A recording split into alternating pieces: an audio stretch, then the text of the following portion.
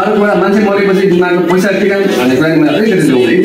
यो बिमाको सुरु भएको कुरालाई मैले अलिकति जोडेँ। बिना म्याडमले अझै तत्पुष्टि पाल्नु सक्नुहुन्छ, किन मैले कनेक्सन सुनिरहेको कुराहरूलाई सेयर गरेको कुराहरू किन बिमा जरेको छ, कनेक्सन बिमा ल्याउनुपर्ने आवश्यकता के पऱ्यो त भन्ने कुराहरूसँग जोड्दाखेरि यो एउटा सायद कुनै पहाडी सिन्धुपाल्चोक अथवा कतैतिर कोही घटना घटेको हो है। मैले घटनासँग जोड्नुको कुरा के भन्दाखेरि यो हामीले घटनासँग घटेकोलाई हामीले यस्तो सँगै रिलेट गरेर बुझ्न सजिलो हुन्छ भनेर बुझाइले अझ थप जस्तो पाल्छ भनेर भनेको हो। मैले कुनै कल्पना गरेर भनेको कुरा होइन, यो सत्य घटना भयो। एउटा घटना कस्तो घटेछ भन्दाखेरि एउटा हाम्रो साना किसानको सदस्य हुँदो रहेछ कुनै पहाडी इलाकामा, ठ्याक्क त्यो ठाउँको नाम याद भएन। त्यो ठाउँमा के भएछ भन्दाखेरि हाम्रो साना किसानको सदस्य हुँदो रहेछ, ऋण लिएर उहाँले बाख्रा पालन गर्नुभएको रहेछ। कोभिड आयो है, कोभिड आयो। कोभिड आइसकेपछि के भयो भन्दाखेरि उहाँको श्रीमानलाई सेकेन्ड त्यो भेरिएन्टमा कोभिडले समात्यो। कोभिडले समातेपछि उहाँको श्रीमानलाई अब त्यो बेला धेरै मान्छे फेरि उहाँको श्रीमानलाई संस्थामा ऋण कारबाही गरिराख्नु भएको छ। अब बिचरा जो महिना हुन्छ उहाँ 3 महिना कि 6 महिनाको सुत्केरी हुँदो रहेछ, आलो सुत्केरी हुँदो रहेछ। संस्थाले त तपाईँको श्रीमानको मृत्यु भयो, हामी सामाजिक हिसाबले 2-4 दिन कुरो होला, तपाईँलाई यस्तो परेछ, गाह्रो परेछ भनेर हामीले आफ्नो गर्ने एउटा सामाजिक हिसाबले सद्भाव देखायो। तर कति दिन पुग्यो? 15 दिन, 20 दिन, 1 महिना, 2 महिना। संस्थाको कानुनी रूपमा के हुन्छ? भाका नागेन, समस्या परेन, पर्यो है। समस्या पर्ने भनेको उहाँले के गर्नु भन्दाखेरि उहाँले त्यसपछि अरू घरमा मल रोप्ने, खेती किसानीमा दैनिक जलवायुको काममा उहाँ हिँड्नु पर्ने अवस्था भयो। आलो जिउमा त्यसरी हिँड्दाखेरि उहाँलाई पनि टिबीले भेट्यो, ट्युबरकुलोसिसले भेट्यो है, घाटाको ट्युबरकुलोसिस, टिबी है, त्यसरी भेट्यो। अब यो कुरा कसरी हाम्रो साना किसान विकास ब्याङ्कको सिओको काममा पुग्यो। सिओ काममा पुग्दाखेरि अब हाम्रो साना किसानको सिओले त्यहाँको प्रबन्धकलाई फोन गर्नुभयो, त्यस्तो सुने त्यहाँको अवस्था के छ भन्दाखेरि त्यहाँको प्रबन्धक आएको जग्गा मैले सुनेको जग्गा के अरे सर भन्दा मान्नु पर्दैन, चिन्ता मान्नु पर्दैन। मैले त्यस्तै शब्द छ, भन्दाखेरि चिन्ता के गर्नु मान्नु पर्दैन। त्यो मान्छेको 6 रोपनी जग्गा हामीसँग भित्रमा छ, हाम्रो मजाले जाँदा ऋण असुली हुन्छ।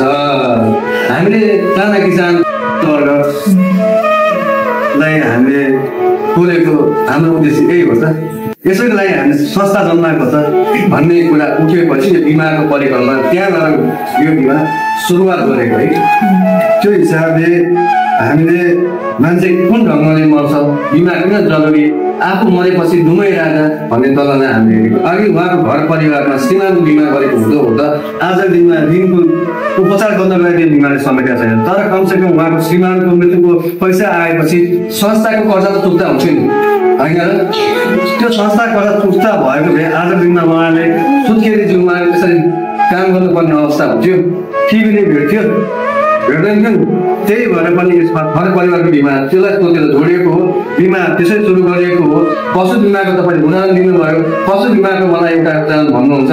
त्यतिखेर हाम्रो चन्द्रमणि अधिकारी साना किसानको आयोजना प्रमुख, तपाईँहरूले राम्रो मैले नाम सुनेको व्यक्ति हो, तपाईँले कुनै भएको होला, कतिजना मान्छे त बिने बाटो सबै भेट्दै पनि भएको होला। उहाँले भन्नुहुन्छ कि टुप्चेमा जाँदाखेरि एउटा घटना उहाँले सुनाउनु भएको, जहाँ सुनेको घटना तपाईँले सबै सुन्नुभयो होला। टुप्चेमा जाँदाखेरि त्यो एउटा के किसान थियो, मैले नाम पनि बिर्सेँ, जहिले पनि उसको त्यो नियमित त्यो सङ्कलन असुली नियमित थियो अरे। एउटा त्यो किसान आउँदै आएन अरे, आज के पर्यो आएन होला भनेर भोलि पनि आएन, पछि पनि उसको केही समयमा दैनिक उसको त्यो तिर्न पर्ने पैसा नआएर भाका नाग्दै गइसकेपछि के भएछ भनेर गर्दाखेरि त के भएछ ऊ नआउनु कारण उसको भैँसी बिरामी भएर छ। अनि जुन दिन उहाँ उसको घरमा के भयो भनेर हेर्न जानु भने त्यो दिन चाहिँ उहाँको त्यो भैँसी मरेर त्यो भैँसी मरेपछि उहाँ धुरो बस्नु भएको छ अरे। के भयो भन्दाखेरि मेरो भैँसी मऱ्यो भनेर उहाँ एकदम बिलौना गर्दै हुन्थ्यो अरे। जब भैँसी त मऱ्यो के चिन्ता गर्नुपर्छ भनेर हामी साना किसानको आयोजना प्रमुखले भन्नुभएछ, सर मेरो त दैनिक मलाई गरी खानु, मैले जुन खान्छु मेरो मुखमा भन्न पाउँछु भने त्यो यही भैँसीबाट पाउने गर्नु हो। त्यो भैँसी मरेपछि मैले कहाँबाट मेरो कमाइ गरी खाने भानु भयो, मेरो कमाइ गरी खाने भानु नै हरायो भन्ने कुराबाट त्यो घटनाबाट तपाईँको पशु बिमा कार्यक्रम जन्मियो है। पशु बिमा कार्यक्रम तपाईँलाई थाहा होला, मैले खालि जोड्न मात्रै खोजेको। पशु बिमा कार्यक्रम त्यहाँबाट जन्मिएको पशु बिमा कार्यक्रम आज हामी यहाँतिर हाम्रो कति माथि पुग्यो, के सुविधा हामीले सक्यौँ होइन, त्यो तपाईँले आफैले मनन गर्नुहोस्। हामीले आज यो बिमा भर्खर जन्मेको छ, अनि भर्खर जन्मेको बिमामा हामीलाई यो पनि चाहियो, त्यो पनि चाहियो, त्यहाँ पनि दियो भने हामी सबै कुरा मागिरहेको छौँ। यो सबै कुरा आउँछ, तर के भन्दाखेरि समय दिनुहोस् है। आज दिने सबै तातै खाउँ जल्दै त्यो मर्ने काम नगरौँ, सबै कुरा आउँछ है। यो बिमाको परिकल्पना एउटा सोचले गरेको छ, समय साथै सबै सुविधा बेरै जान्छ। हामीले सुरु गर्दाखेरि 60 वर्ष उमेर राख्यौँ है। 60 वर्ष उमेर राख्दाखेरि के तथ्याङ्क हेरेको थियो भन्दाखेरि 60 वर्ष उमेर राख्दाखेरि शुल्कको कुरा पनि त्यसरी आउँछ। औसतमा 85% हाम्रो सदस्य 60 भन्दा मुनि हुनुहुन्छ। कुनै संस्थामा पुरानो संस्थामा माथि हुनुहुन्छ, 85% समस्या हामीले पहिला समाधान गर्न सक्यौँ भने हाम्रो संस्था बढ्छ, हाम्रो सदस्य बढ्छ।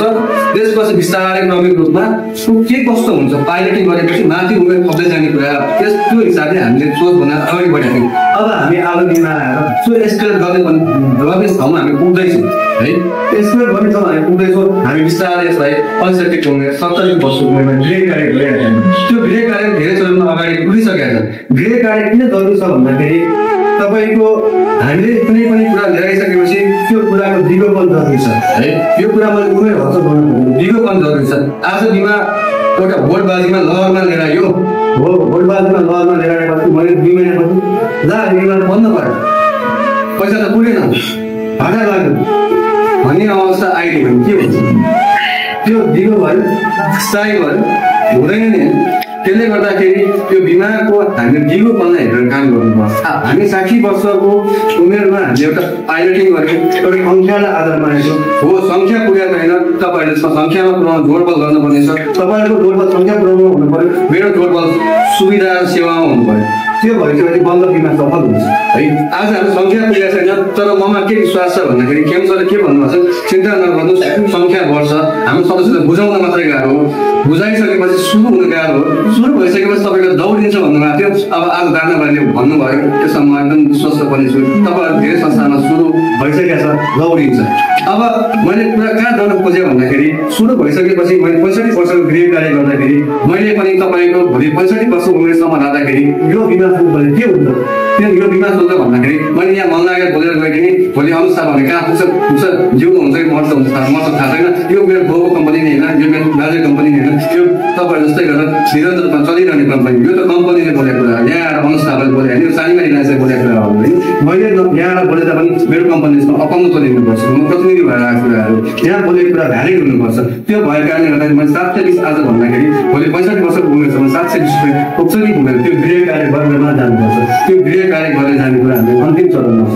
त्यो सायद यहाँबाट भइसकेपछि कन्सल्ट्यान्टमा रिपोर्ट दिन्छ, रिपोर्ट भइसकेको छ। त्यसमा सबै कुरा हेरेपछि त्यो कन्सल्ट्यान्ट रिपोर्ट के भइसकेपछि बल्ल हामी बिमा प्राधिकरणमा गएर त्यो अप्रुभ हुन आइसकेको सबै 65 वर्ष उमेरसम्म लागु हुन्छ।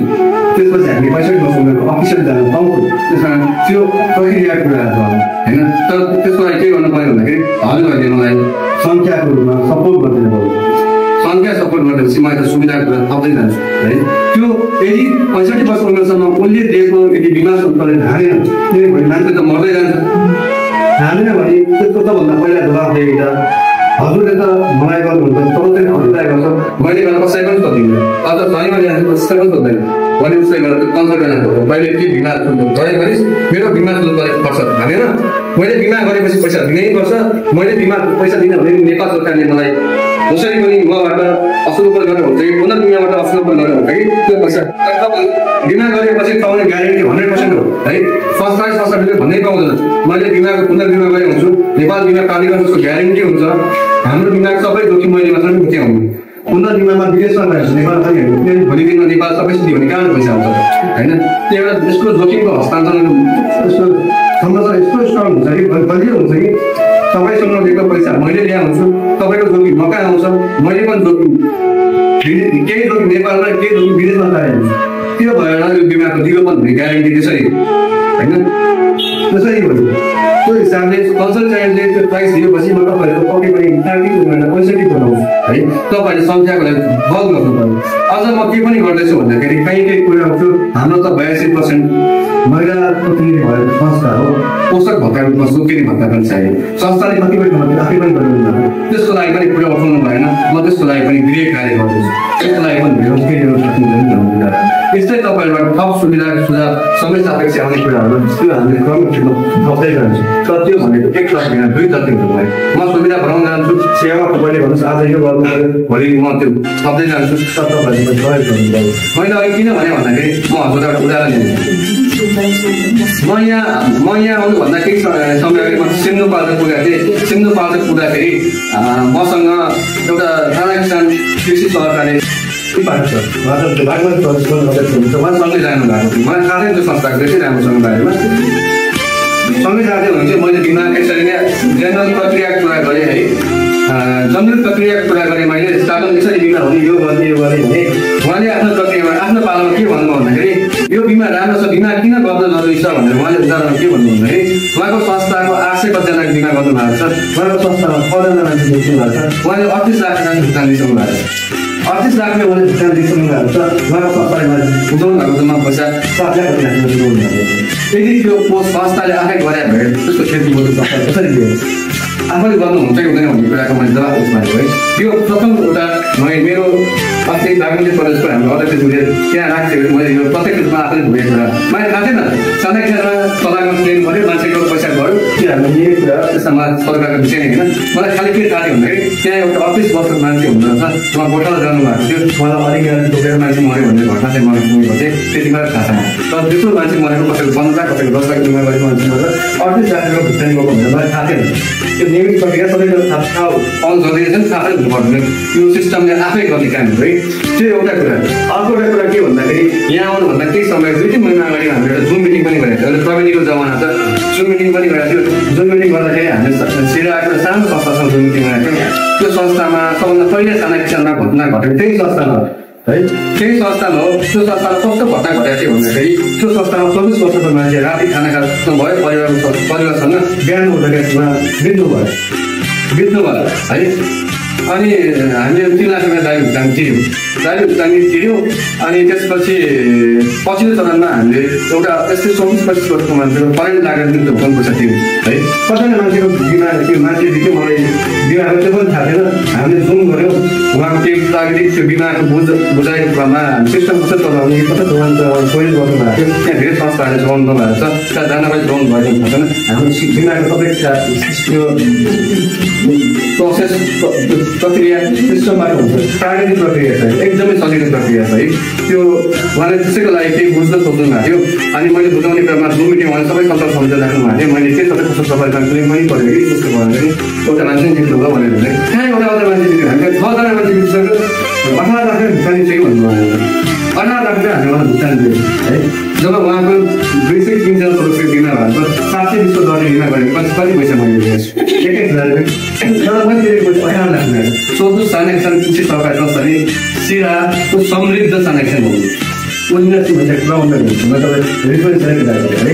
त्यो भएको कारणले गर्दा हामीले प्रायः कोष बनाएर बिमा गर्नु उचित हुन्छ कि हुँदैन भन्ने कुरा तपाईँले आफै बनाउनु चिन्ता गर्नु गर्नु भएको छ। राम्रो कुरा हो। सबैलाई सुरक्षा दिनु सक्नुभएको राम्रो कुरा हो। तर यसको 0% ग्यारेन्टी हो। मैले यसरी गर्नु 0% लागि हामी पार्टीमा लिएर आएको छौँ। हामी बिस्तारै 0% हिसाबले हेर्दै हामी 65 पुऱ्याउँछौँ। अरू पनि सुविधा हामी थप्दैनौँ है। अर्को कुरा धेरैजनाले यहाँ बिमा गर्दाखेरि सदस्यले मान्नु भएन यो मान्नु भएन भन्ने कुरा